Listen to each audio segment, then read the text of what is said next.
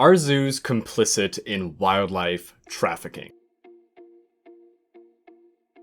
Today I want to talk about an issue that was highlighted in a very recent paper published in June of 2021 by Vincent Nijman. The paper was published in Nature Conservation and it is titled, "Zoos Consenting to the Illegal Wildlife Trade, the Earless Monitor Lizard as a Case Study." Now, the paper chronicles an incredibly worrying issue where a threatened or endangered species has been smuggled out of its home native range and is now on display in zoos around the world. And yes, this is with the earless monitor lizard, Lanthanotus borneensis. Now, this species was described by Western science only about 150 years ago. It was likely known by local groups for many years before that, and up until the more recent age, only about 100 individuals were represented as pickled specimens in museums around the world. However, there is currently now 16 zoos outside of the native range of this species that have it on display, despite there being legal protections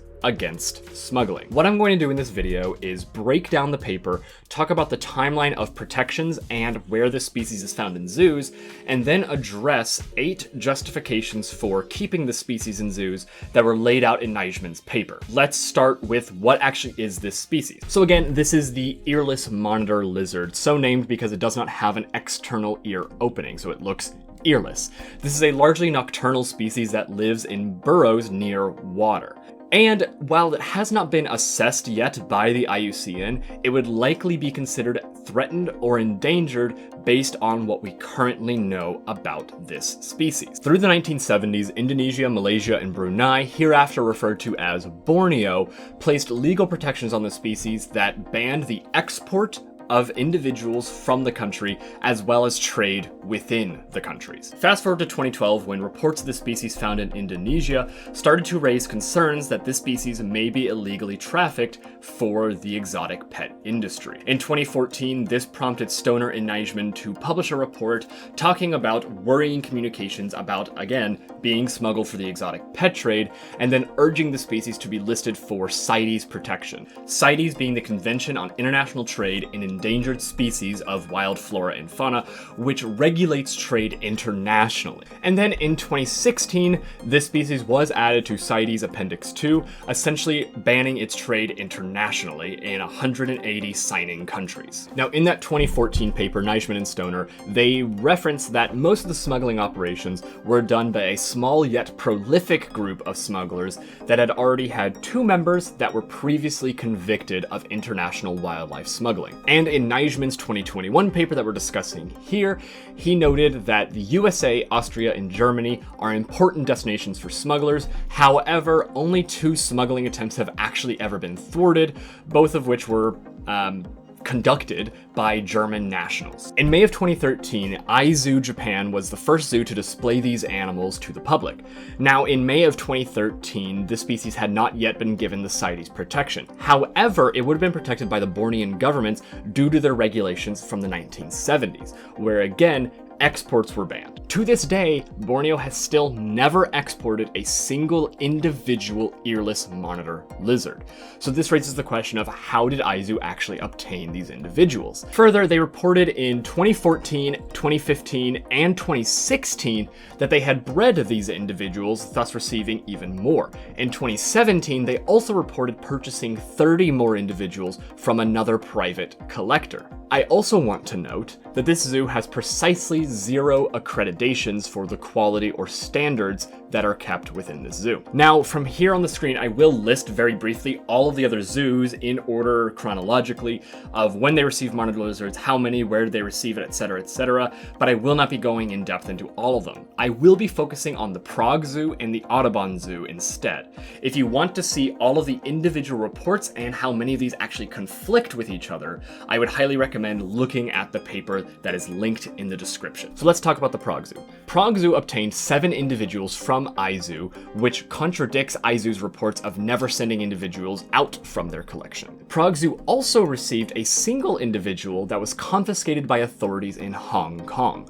I will be talking more about confiscated individuals closer to the end of this video. Prague Zoo also reported several years of breeding successes, and they had transferred individuals to other zoos, private collectors, and to the Audubon Zoo in New Orleans, Louisiana.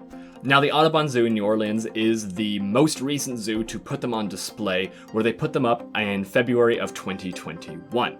And again, these individuals had come from the Prague Zoo. Now, I mention these three zoos in particular because it shows the first zoo that had them in captivity, the most recent zoo that had them in captivity, and it shows the trade of these monitors between zoos, between private collectors, and how these monitors were essentially treated in captivity. However, I want to take a note here that there is nothing that is actually determining if these are captive bred other than the seller saying they are captive bred.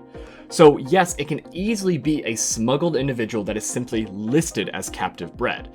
And I want to make note that there is currently no concerted conservation breeding program between institutions and private collectors. There are only individual zoos and individual collectors stating that they are breeding these individuals for conservation purposes. Now, if you remember, CITES had banned the international trade of this species. However, it doesn't really protect captive bred individuals. Again, captive bred doesn't necessarily mean it's captive bred, it just means someone said it was captive bred. And regardless, because Borneo had never exported a single individual, all captive bred individuals are direct descendants of smuggled animals. And to date, there has not been a single zoo that has been fined or prosecuted underneath CITES. Now, 3 zoos, including the Prague Zoo that I mentioned, did receive monitors that were confiscated by authorities. These monitors represent a very different case than potentially smuggled, well, they were smuggled, but this represents a very different ideology than smuggled animals bought from a private collector. And there was one zoo that I did not mention, and that is the Cincinnati Zoo. In 1992 and in 1994, the Cincinnati Zoo tried to purchase an individual earless monitor lizard from private collectors. However, both those individuals died within 2 years of being in captivity. And I want to note that because the Bornean governments restricted trade of this species in 1970, Cincinnati Zoo purchasing these animals is in direct violation of the US Lacey Act, which requires buyers to ensure that imported or purchased animals are in good legal standing with all local and international laws. This would include the 1970s laws from the Bornean governments that issued protections for the species.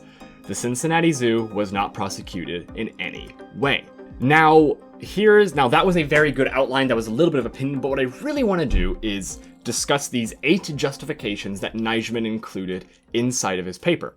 Now, these were 8 justifications that were paraphrased from Facebook groups, private correspondence with collectors and zookeepers, as well as general internet forums. So let's just start with number 1.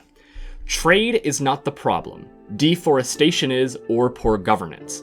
Deforestation and poor governance. This is just a false dichotomy.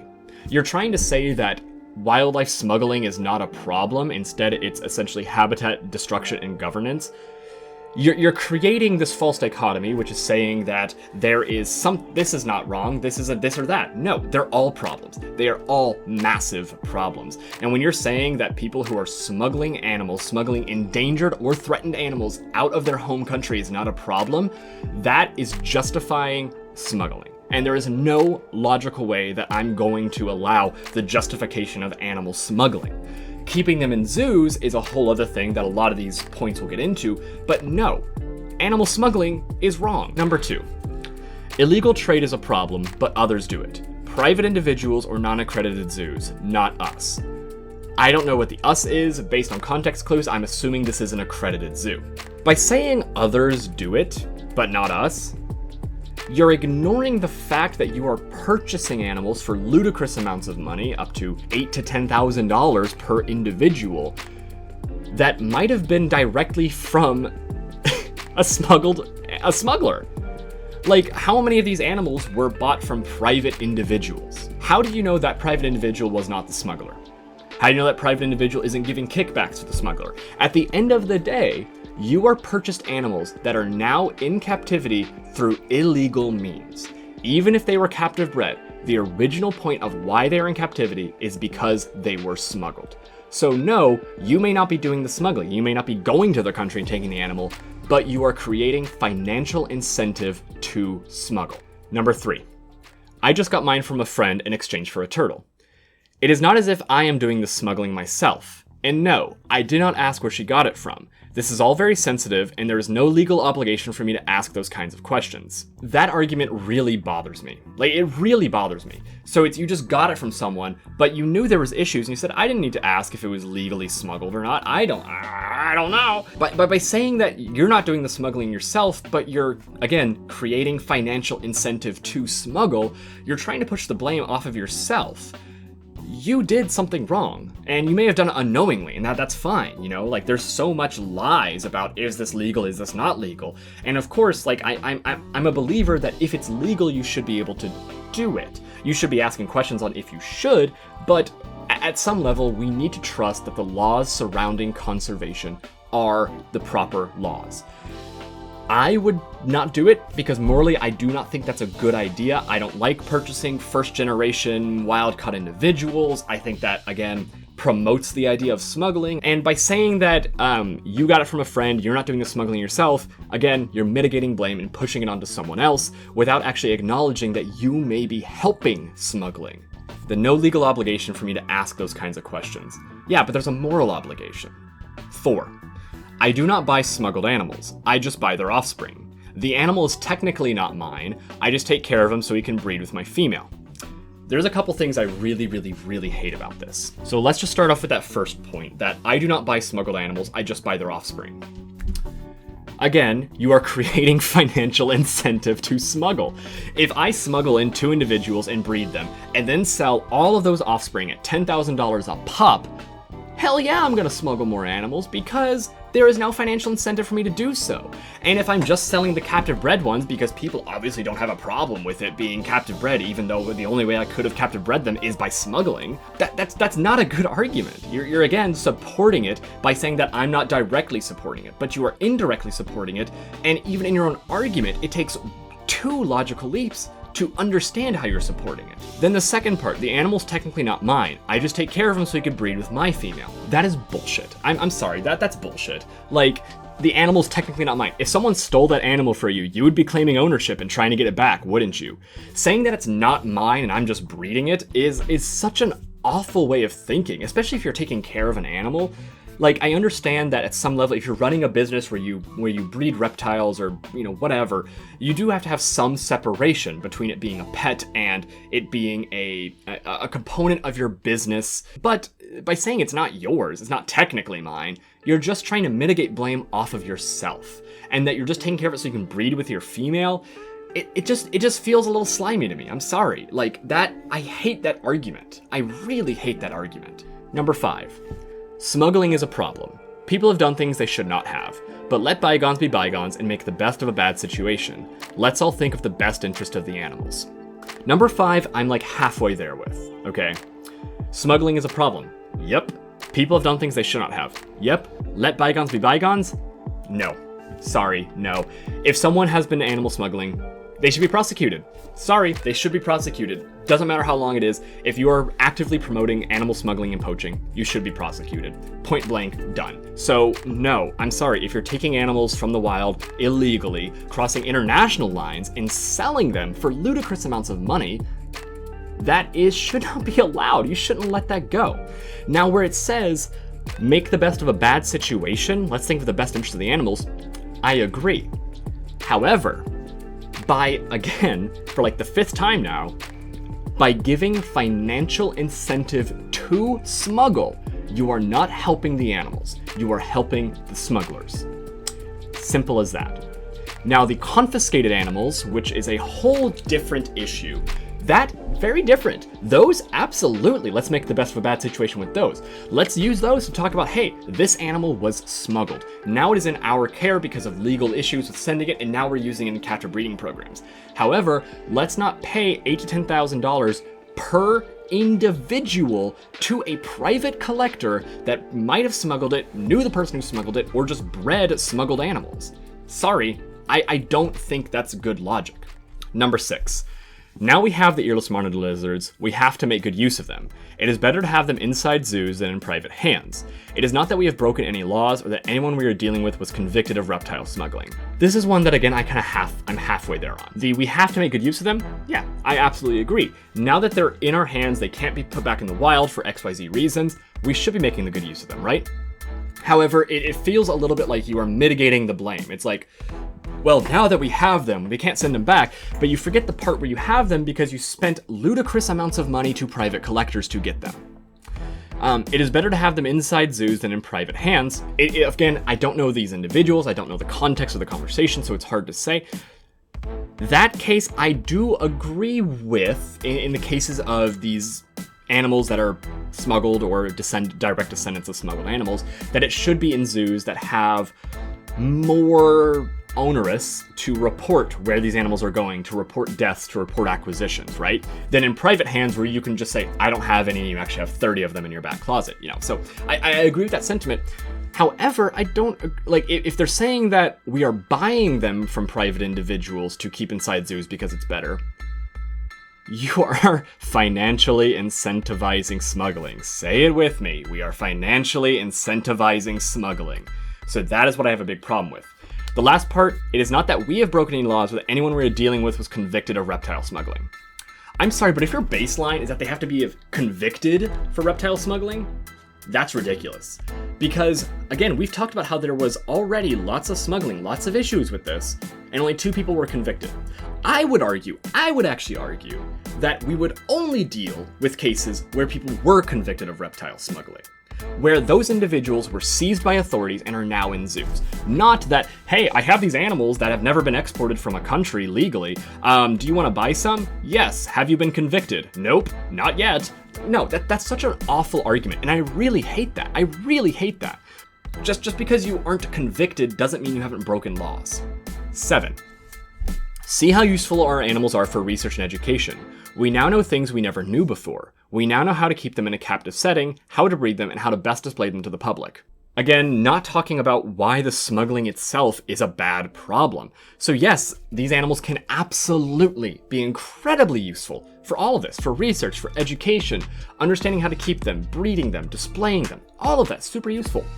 However, again, there are 16 zoos outside of Borneo that have them on display. However, there are several institutions within the Bornean governments that have them on display, are doing research and doing education with them. I believe that maybe we should not be, saying research and education for smuggled animals. Instead, we should be letting the countries that are legally keeping them, that are in their native ranges, that actually probably know a lot about this species' natural history, keep them, understand how to breed them, and then once they are bred, allow their trade outside of their home country. Because although CITES is restricting the international trade, they can of course sell captive bred individuals. Although the Bornean governments do not allow trading within countries and exports are banned, they can allow exports. They can sign off on exports.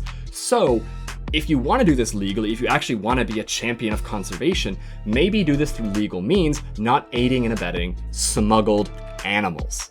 Let the Bornean governments figure it out. Maybe you should support the Bornean governments in understanding how to research, how to breed, how to keep these individuals, instead of saying that we can do it better in Germany or the Czech Republic or the US of A.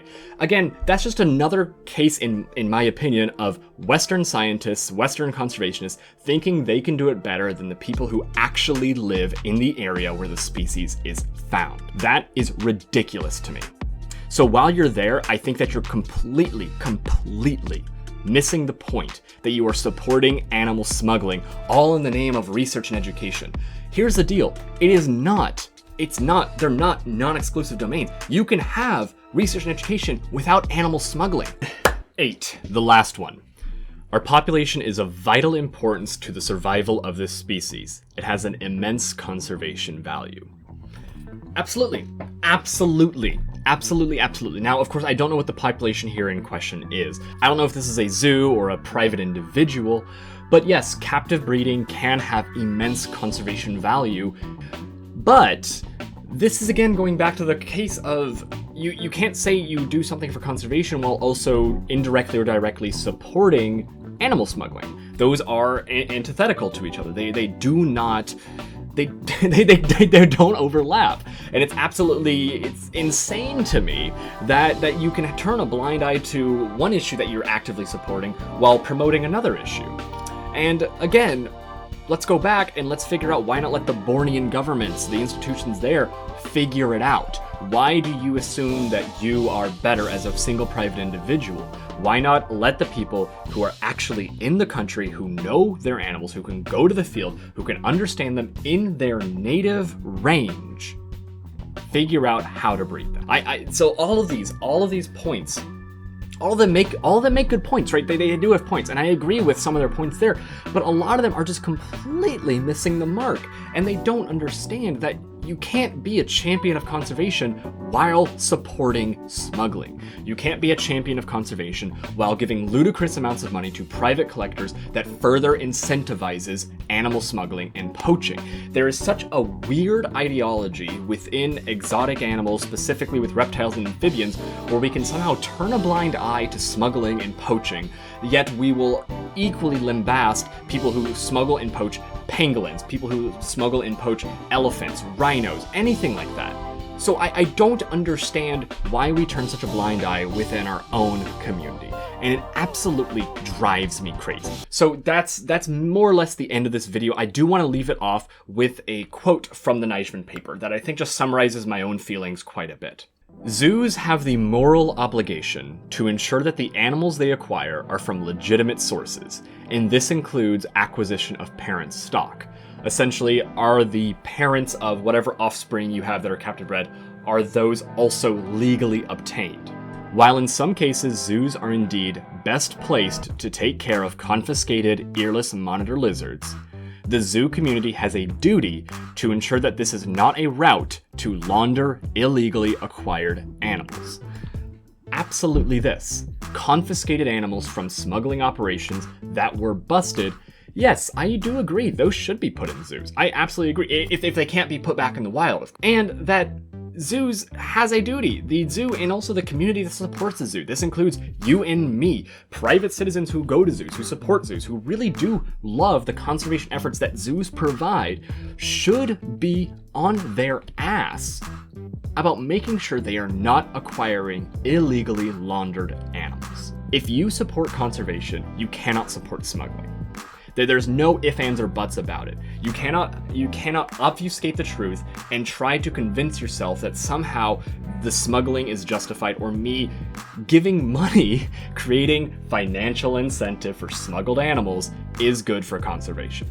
So, again, these are my opinions. I tried to give an overview of the issue, I tried to talk about it, and I tried to relay how I see this issue. But, of course, while I think my opinion is right, because we all think our opinions are right, I want to hear your opinion.